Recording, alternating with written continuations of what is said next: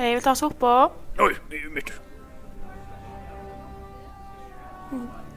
Inte vill ha sopan från mig. Vill du ha en skål? Ja.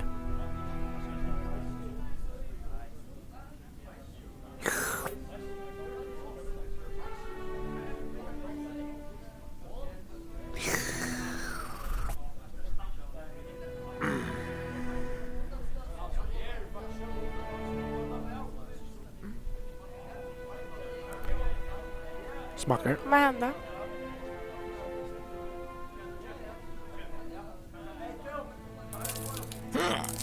Alltså... Helt overskelig smakar bättre än soppa i surf. God smakar.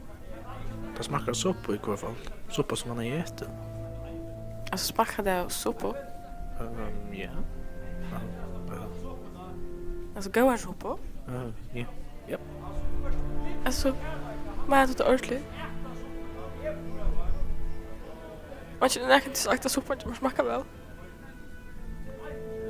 Det betyder isåning film.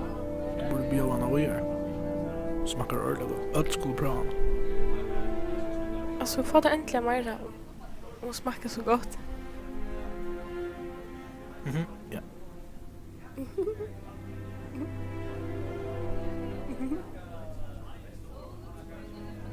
Kan det att du har en hållsid?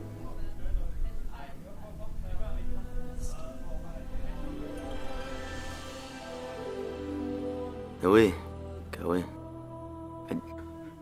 Det är den där klaxoskingen. Klämmer klackelan.